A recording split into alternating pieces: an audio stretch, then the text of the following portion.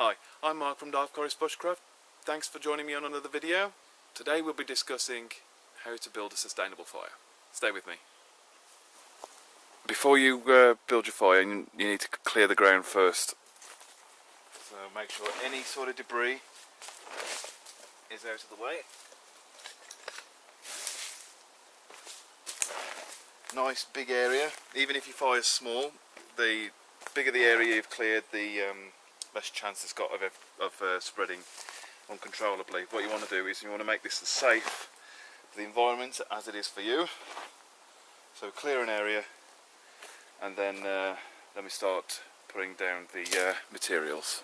Okay, so when you start building your fire, you need very small twigs to start off with. This will, because it's so small, this will heat up a lot quicker, and then what we're effectively doing is building up that heat. So the next one is a little bit thicker twigs, followed by a little bit thicker than that, so you're gradually building it up, and then pencil sized sort of sticks, and then so on. So you're basically gradually picking up all of your the size of your kindling basically, until you can get and then when you get a nice bed of embers, then you can start putting bigger logs on your fire. I've got a pile of smalls, twig-like ones. As long as you can get them, the better, because fire loves chaos. You want, it'll catch a lot better when there's enough airflow into it and a mass of kindling for that. Then slightly bigger, I've got a pile here, and then obviously again a more bigger pile there. Now the reason why I'm doing this now is because a good fire, a good sustainable fire, is a nicely prepared fire. The more you prepare for it, the easier it's going to be. It seems like a lot of work in the short term, but once it's lit and I start adding fuel to the fire, I can just leave this, go and collect some more firewood and just carry on. So what I've done here is I've basically put this massive twigs here, because what I'm going to do is I'm going to roll it onto the flames, which is why I'm going to put the bigger ones on the top there. Like I said, just haphazardly, it doesn't really matter.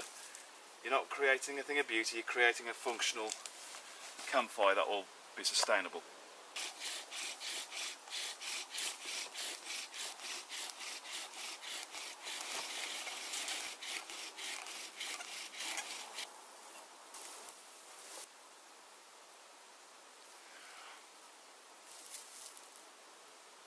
And then it just combusts.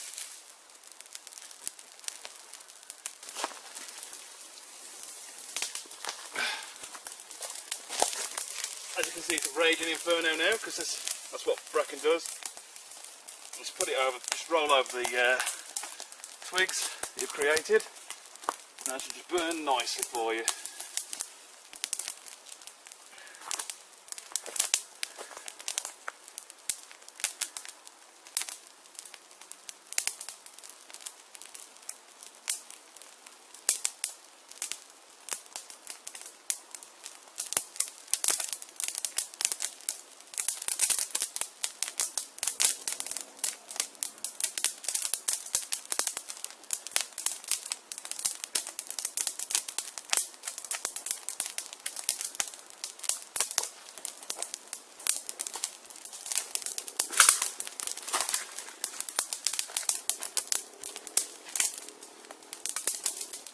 Okay, you might want to inspect the fire, make sure your bigger twigs are actually over the heart of the fire.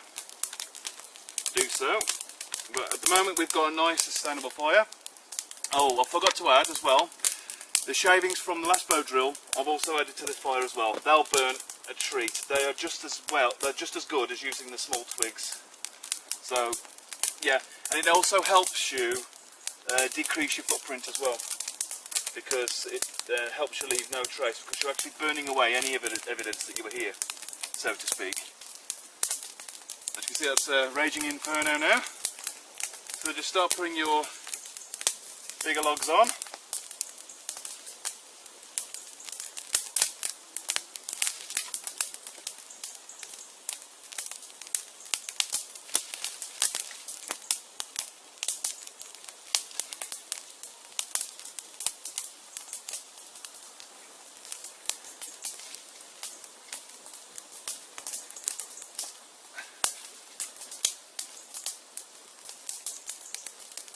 if the good thing about this is if any of your bigger sticks are damp at this point, they'll dry out because of the kind of fire that we've got here. Now this is the only logs I'm putting on here are just the bits of wood that I've just collected earlier on in the video. This is just what we had here, what we had ready.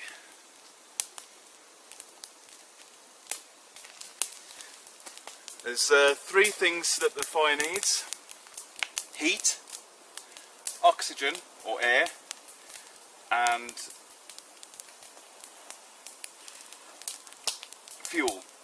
And basically what we're doing is we're adding fuel, which is the wood, to the fire, because there's a heat there from the residual bow drilling, and we're adding oxygen by blowing it into flame. We're cozying it up, which is keeping the heat in, so we're basically just keeping it warm, like I said. Just want to keep it warm and nice and cosy, and give it lots and lots of air.